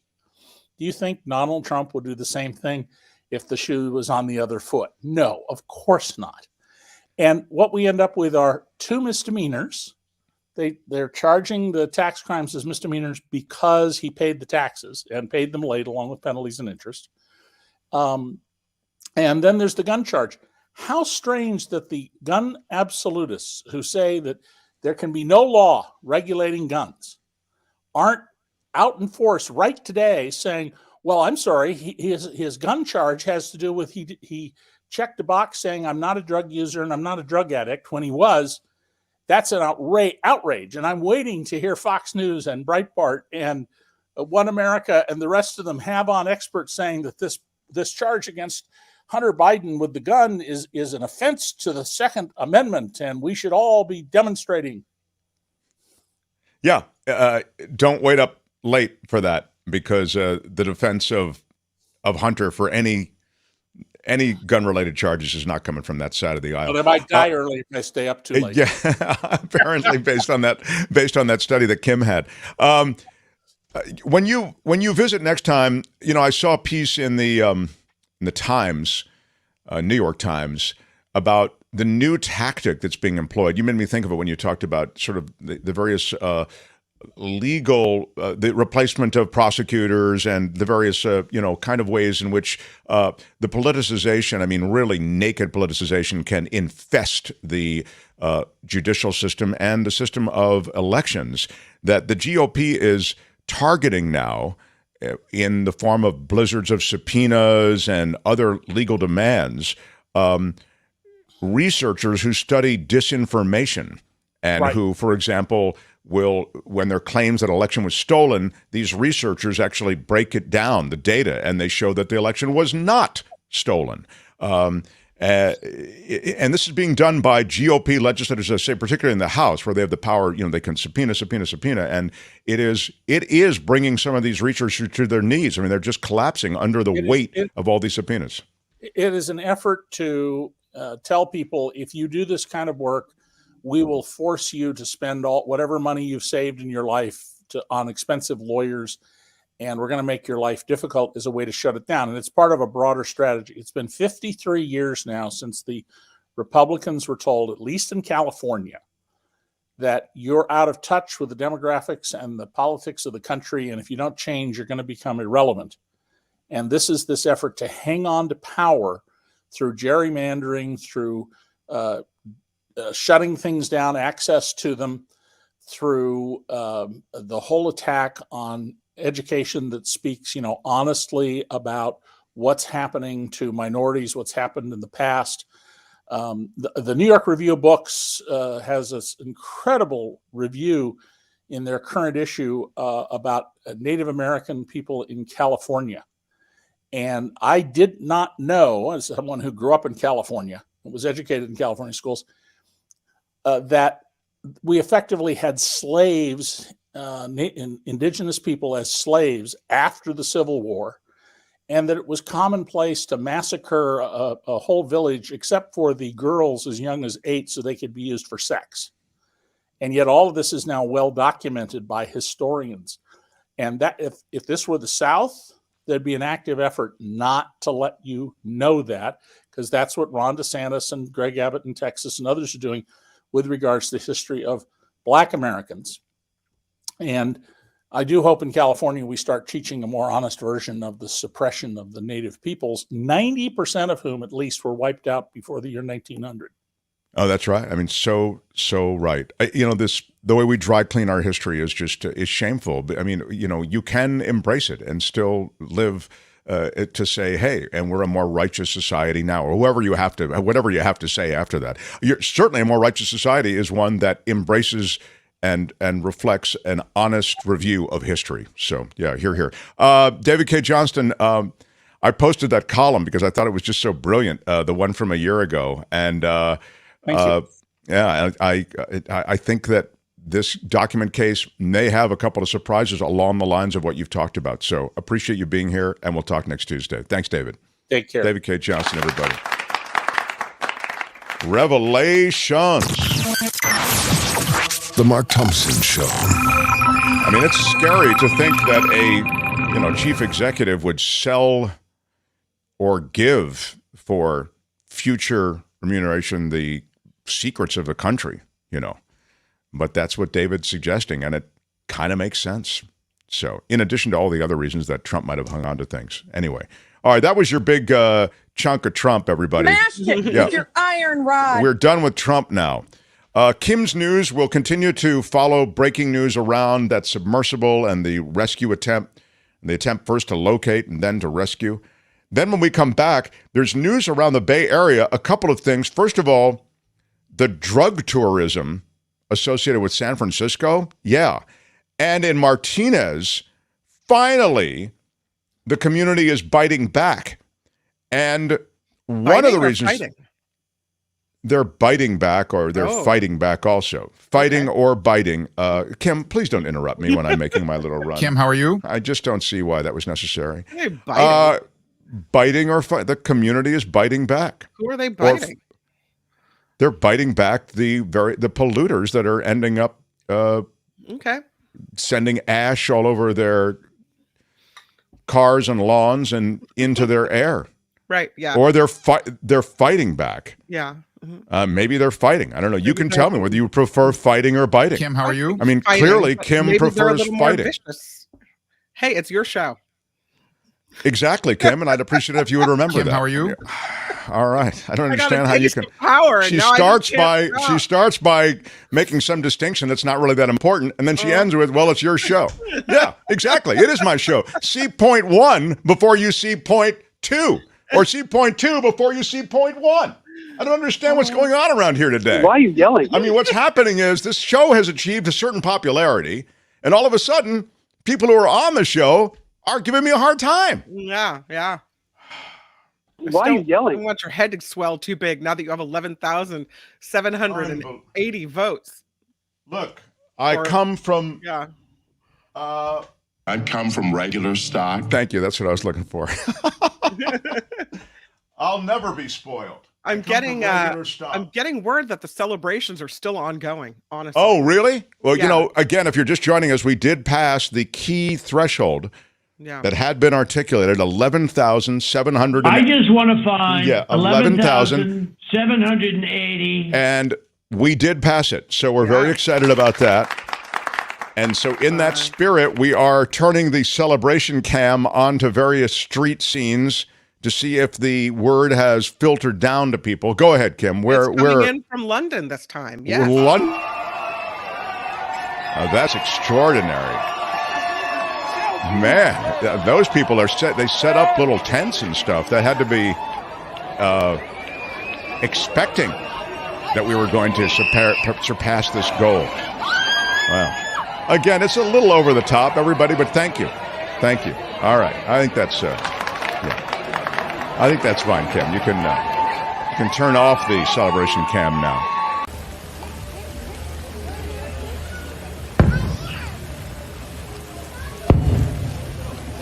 Again, I don't like the fireworks, Kim. It kind of bums me out that people have taken the fireworks. I'm just saying, this is what's happening here. I like some dancing and jubilance, but I don't think we need fireworks.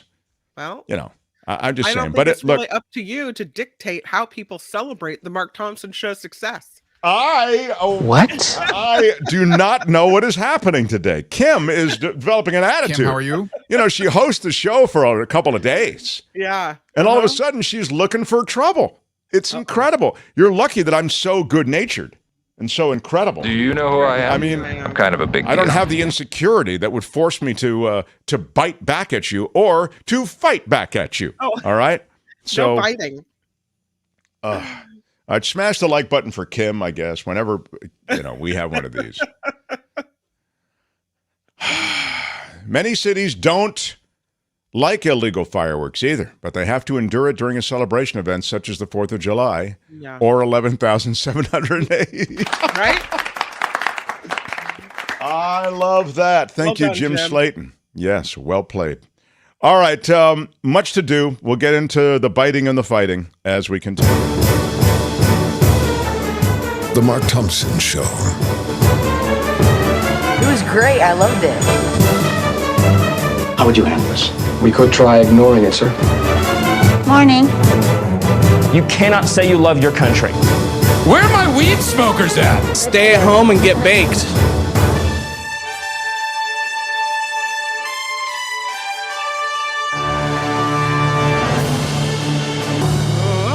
The Mark Thompson Show. I'm Kim McAllister, and let us start this time around with the submarine. Kim, why is the David Cay Johnston still up there? Is that can I blame you for that? You can blame me for that. How about now? All right. Are we feeling happier? Okay, now maybe you were so busy going to battle with the host that you forgot to take the banner off, didn't you, Kim? Kim, how are you? Yeah, I did forget. Why are you yelling? My bad. All right. I'm sorry. I did it. Yeah. Uh-huh. All right. Well, okay. My bad. I'm sorry. Okay. It's really serious news, and you're just trying to spoil my Christmas. Well, here. it was wrong, it was stupid, and I'm trying to be a better person. Would you call it wrong or stupid, Kim? Was it wrong, more wrong, or more stupid? I think it was more stupid, actually. Okay. All right. Yeah. Thank you. All right. Continue now. Yeah. I'm sorry. This is a serious story. So we have an update on this missing Titanic submersible, and it is not that they have been found because they are still missing. 40 hours of air left. That is what the Coast Guard is saying. They think they have 40 hours to find these people. Five people in this submersible from Ocean's Gate. A Pakistani billionaire father and son, a British explorer, a French diver, the company's CEO, the 5 members aboard this submersible. As we mentioned earlier, France is sending a ship with an underwater robot to help with this search. Again, the clock is ticking and time is of the essence. And so far, no sign of this submersible submarine. In other news, we do have a look at what is happening around the world. If I can find my newscast, there it is. Yes, with Hunter Biden.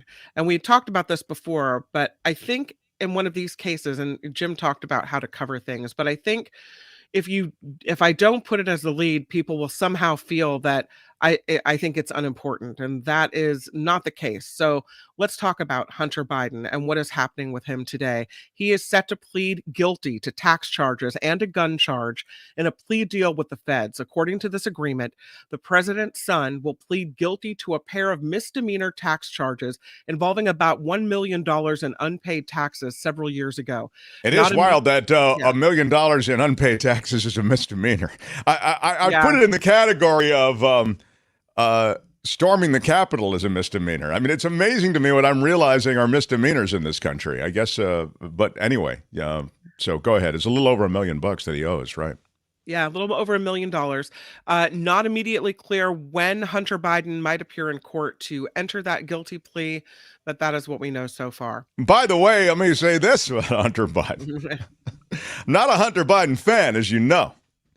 But he has nothing to do with, I'm not voting for him for president. He's not on the ballot. But still, as I told you, I think he should be prosecuted, and you even serve time if that's what the deal is. But anyway, on the $1 million thing. So those are the taxes he didn't pay. What income does Hunter Biden have to have $1 million in back taxes that he didn't pay? I mean, it's a serious amount of loot that this guy was pulling down. Over to have 2 years, $1 million right? over Not 1 2 year, yeah. over 2 years. Yeah. I'm sorry. I'm just saying this guy. There's so much sad about Hunter Biden. Drug addiction, I think, is a serious thing, and he is a troubled guy. And I mean, he's a train wreck too. I don't particularly like him. I think he probably. I don't know. I mean, I really But that said, he was making a boatload of money. It's amazing that he couldn't make his life a little bit better and get back on a more reasonable track and find magnetic north in his life, because if he had a little over $1 million in unpaid taxes over 2 years, it means he has a lot of money coming in. Go ahead. But that doesn't mean you have your life together, right? Your happiness, yeah, of course. Yeah. Speaking of President Biden, though, he will be with Vice President Kamala Harris participating in a campaign event Friday, marking 1 year since the Supreme Court overturned Roe v. Wade. The event will include reproductive rights groups to be held in Washington, D.C., just a day before the actual date. The High Court's conservative majority struck down Roe last year, essentially ending the constitutional right to abortion. This week in North Carolina, Vice President Harris is slated to give a major speech to rally supporters, advocates, and community leaders on abortion access. The largest newspaper publisher in the country is suing Google. It is Gannett. based in Virginia. They are alleging Google holds a monopoly over digital advertising markets. Gannett, which publishes USA Today and more than 200 local publications, filed this lawsuit in New York federal court. It argues the tech giant controls how publishers buy and sell online ads. The lawsuit says it results in significantly less revenue for its rivals and publishers alike, while Google rakes in exorbitant monopoly profits. Speaking of Google, looking for suppliers to assemble some of its Pixel smartphones in India now. They're trying to mirror what Apple is doing. Alphabet is attempting to decrease dependence on China. So Google has started conversations with several companies, including Foxconn, which is Apple's lead iPhone technology partner in India. Speaking of technology, Neuralink is starting to begin human testing before the end of the year. That is according to the Fremont-based company's founder, Elon Musk. Last month, the FDA approved Neuralink's brain implants for human trials. Yeah. Go ahead. Why don't they cut open people's skulls without an anesthesia the way they did so many animals over there at Neuralink? I don't think they're going to do that, Mark. Yeah, I don't think so either. No. I mean, perhaps this technology will be revolutionary. Haven't seen any evidence of it yet. I mean, if I've seen a lot of headlines, I've seen a lot of clickbait in the headlines, but haven't actually seen any evidence. Well, we'll see what happens when they do start human trials with whatever it's supposed to do. I think, is it not supposed to help people that are paralyzed walk again? Or, it's supposed to help everything. And it's supposed to help paraplegics, it's supposed to help blind people, it's supposed to help with hearing and deafness. And it's the gateway to a new life, Neuralink. But I have to see it to in any way justify the horror that they have wrought on their lab animals. Anyway, go ahead. The largest study in nearly 30 years is giving new insight into California's homelessness crisis. It found more than 171,000 people are unsheltered daily in California. It's about twice as many as the next highest state of New York. What's more, most lived here before they lost their housing, with nearly half over the age of 50. The UCSF Benioff Homelessness and Housing Initiative conducted the study, blames the problem on low incomes and high rent. Yeah. A new poll shows former President Trump's support has fallen slightly after he was federally indicted. The CNN poll shows Trump still leads the Republican presidential primary field for 2024.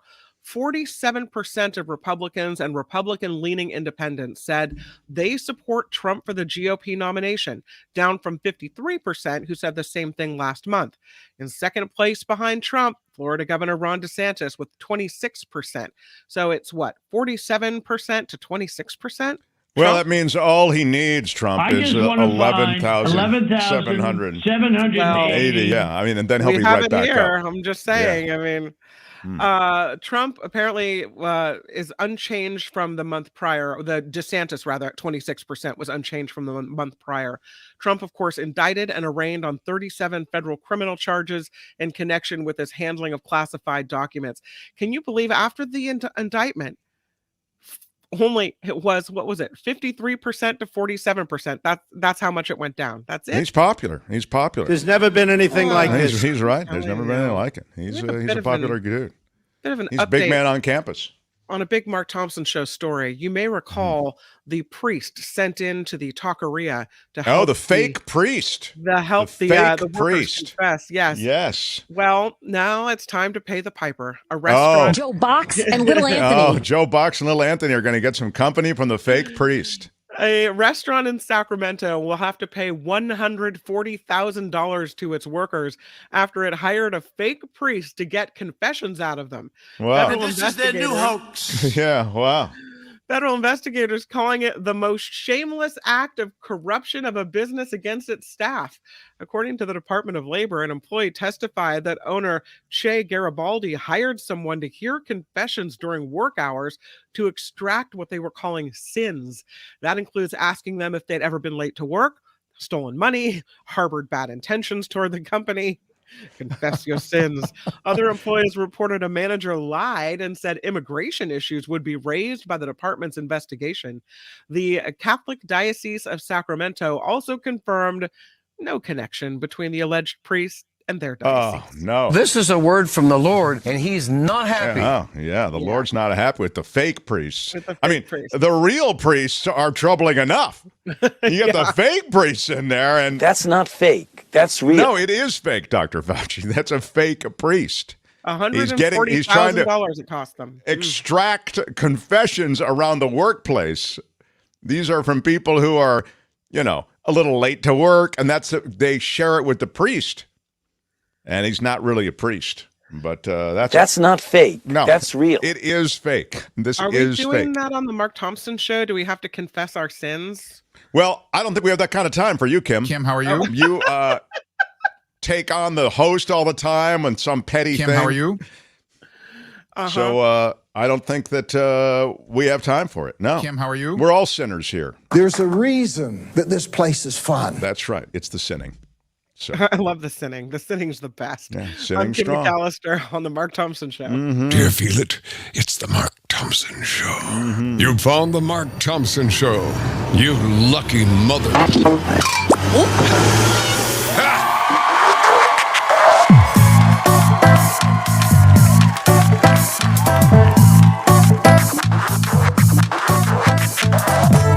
I come from regular stock. I just want to find 11,780. Did you really just do that? ABC knows that I feel like this. I've told them. It had nothing to do with them. May the Spirit guide you in wisdom and grace. How would you handle this? We could try ignoring it, sir. It was great. I loved it. 60% of the time, it works every time. Can you let him finish, sir?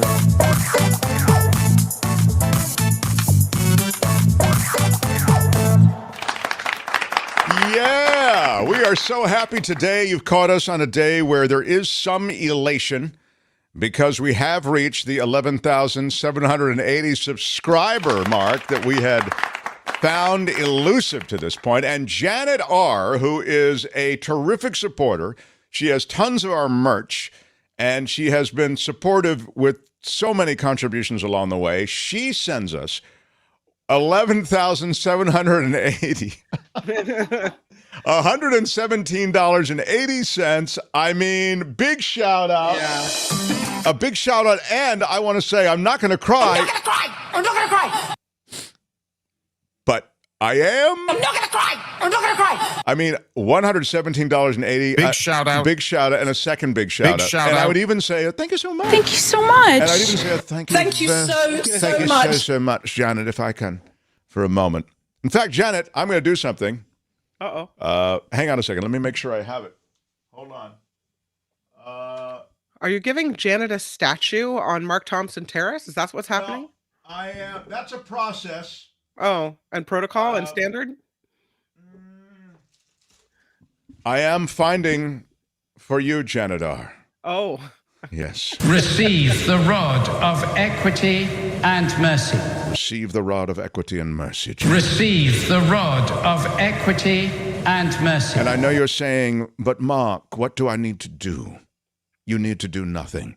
Simply receive. Receive the rod of equity and mercy. Now, I know many of you others may be saying, does this mean that you can bribe your way into getting the rod of equity and mercy? Yeah, I think so. The answer is maybe. Maybe. Just saying. Maybe.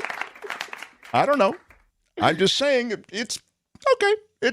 You can buy a Movado watch in Sam's. Yeah, but the equity and mercy rod only here.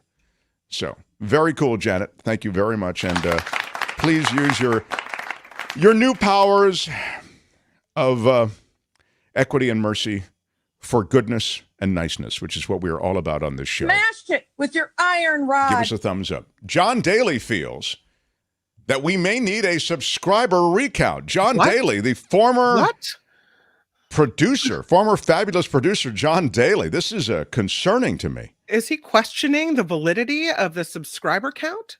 Apparently.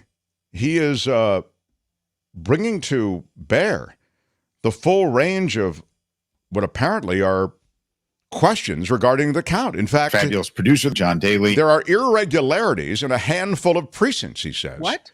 I'm looking at sworn affidavits that specifically reference multiple YouTube accounts. Fabulous producer John Daly. Wow.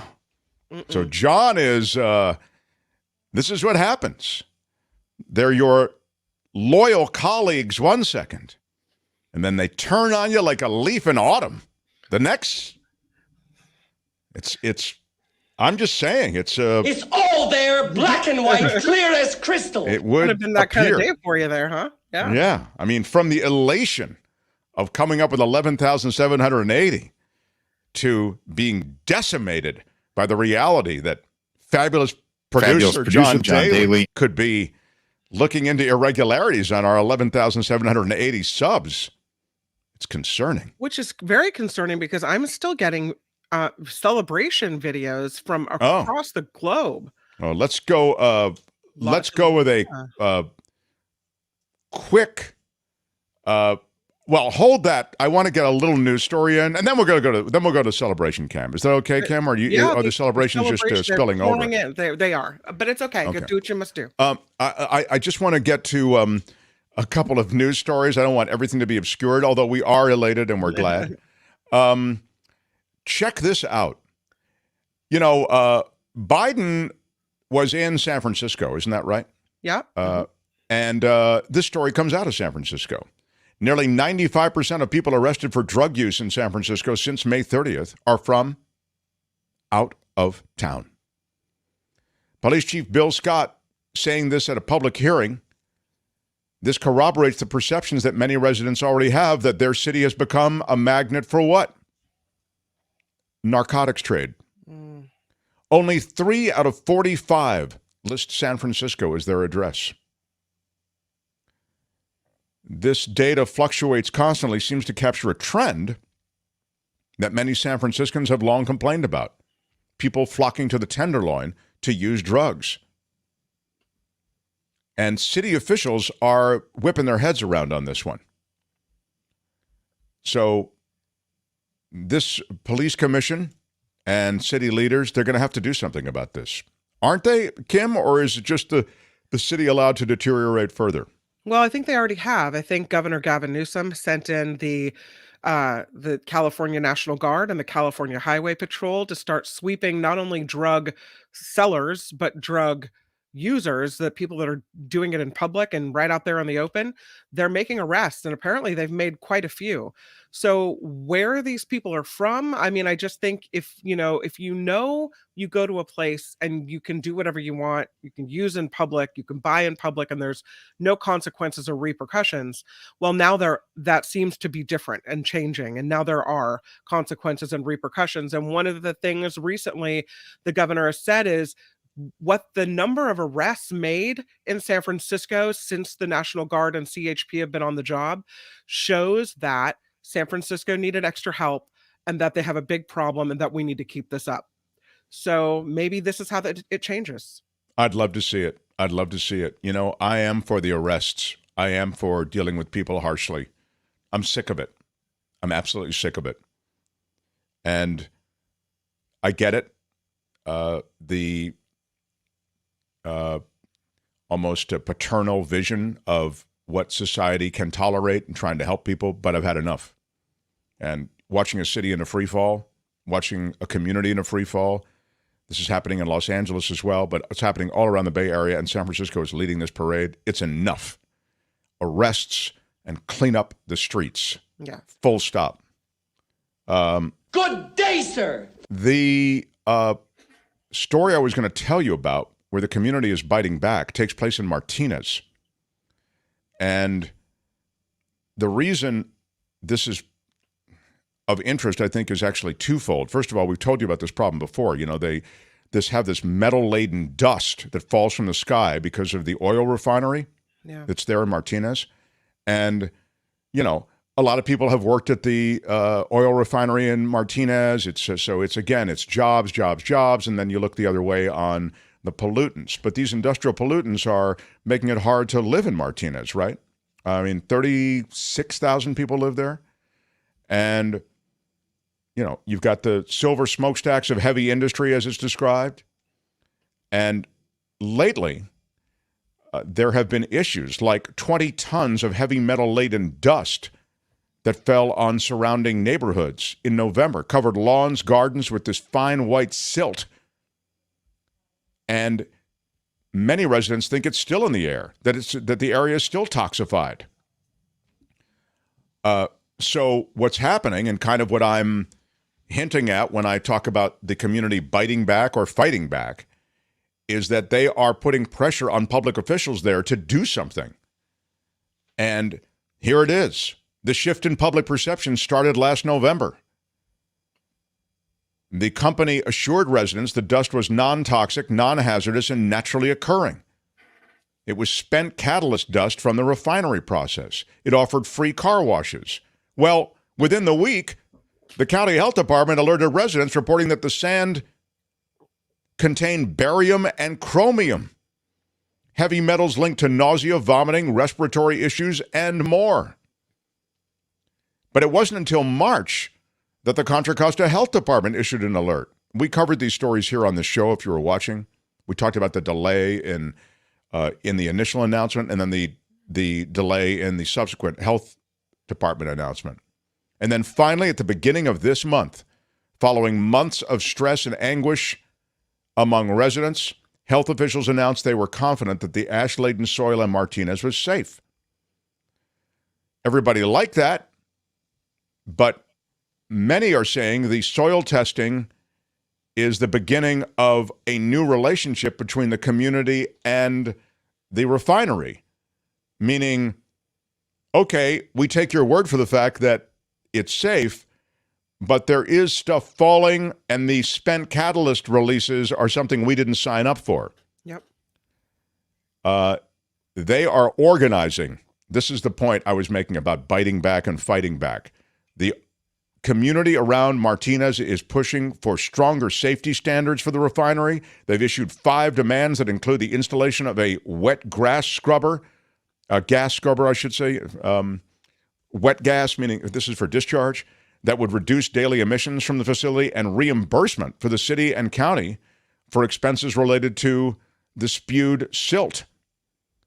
This is a big, big deal. The city also is reassessing, including the mayor. This is one of those things where, you know, it's like a snowstorm or like COVID. How a public official handles an inflection moment like this can have everything to do with their political future. It can make it, and it can break it.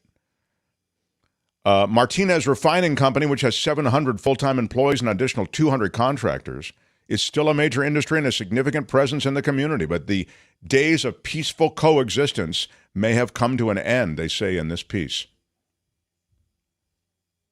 The message is out. We're paying attention. Everything they do, we're paying attention to it, said one resident. This is our town. We're concerned, and we're not going away. That is the Martinez residents' power to make a difference. So they are there, I think, finally showing that you can make some noise and get some results. We'll The Mark Thompson Show. The other thing that's happening, I think, is that contacting the media helps. Contacting the media and making noise helps. Now, it's always a tricky thing because you don't want to, hold up traffic on the Golden Gate Bridge, but you also still want to capture media attention. So here's from Dave. Did you put this up here? I can't see the screen while I'm speaking, but yes. Martinez, you already shared that they yes, lied? But we can share it again. Martinez Refining Company initially lied about the spent catalyst belch. Right. That's what made everyone upset. Yeah. Yeah. Did you see the one from Wes as well? He says, send it to Florida. Ron DeSantis signed a bill to use radioactive particles to make asphalt for our roads. He's brilliant. Yeah, I mean, it's so crazy the way a blind eye is turned to so many of these environmental toxins, particularly out of the GOP. It's just amazing. One of the first things the Trump administration did in the first year was raise the threshold for poisons in water. It would, because many industries couldn't comply with the Clean Water Act. They were releasing toxins that exceeded the acceptable federal levels. So Trump administration said, that's okay. We'll just increase those levels, right? We're the new EPA. We can increase the levels of toxins that are tolerable. And that's exactly what they did. So smashed it with your iron rod. Smash that like button as we wind down. Now, what's happening with Nikki's show? I ask you, Kim. You're a I believe participant Nikki will be here all right. today, and then she will be working in the city Wednesday through Friday. What does that mean to her show? You're saying Wednesday through Friday she won't be on? When she's not there, I'm there. So it'll we'll keep going, like we do here on the Mark Thompson Show.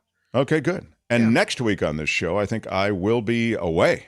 So you're going to really be on your own. Yeah. I'll have a Monday show for you, but then after that, I'm going up to a tribal elders meeting for the Rod of Equity and Mercy.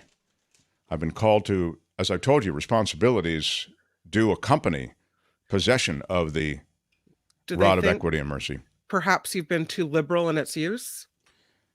Well, they feel to be honest, they feel, at least in initial conversations, as though I've been working too hard, maybe burned out. And maybe as a result, I've dropped my guard and spread it around too much. Yes, liberal in its use might be another way to put it. Yes. Well, Kim. Yes. Do we have anything else to do? You are acting as... You have a celebration coming in from Newcastle, and I do want to play you a little bit of that. This is exciting because we did pass 11,780 subscribers.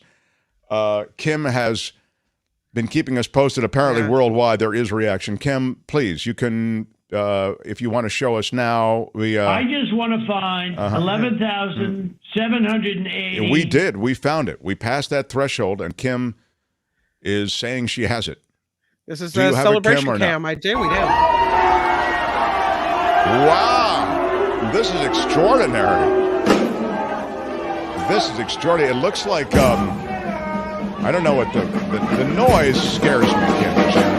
Oh, it's drums. Okay. We have a much rowdier audience than I thought. I mean, thank you. Wow. That's, all right. Man. Okay. Thank you, Kim. Thank you. That's really more than I... Thank you so much. More than I need, more than I wanted, more than I expected, if I can say that also. But smash the like button. It with your iron rod. I don't know where that audience is most of the time. They seem a little rowdier than I expect from our audience. They're really excited. I mean, I don't know. I guess they... it's true that our audience has a rowdy element, but generally it's not displayed in that way. Sometimes they turn on me like a rabid animal. I do not see you waving in there, Wes, but I appreciate all the love, all the support. Many of you go over to Nikki's show right now, so I wish you a great day over there. Kim is going to be there with Nikki. Say hi for me. Guys, thank you for supporting the show. Thank you also for being part of a robust community here. Those of you who watch live, those of you who listen on delay, those of you who listen on podcast, it all means so much. Janet R., thank you again. We love you. I can't see the others, but Citizen Swain and others. For the Mark Thompson Croquet Show. Film. Bye-bye. Come on, Croquet Film. Love you, Vivian, and everyone. Bye-bye. Until tomorrow, thank you all. Bye-bye.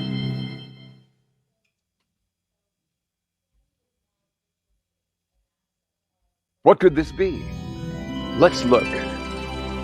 I'm so excited. It's the Mark Thompson Show.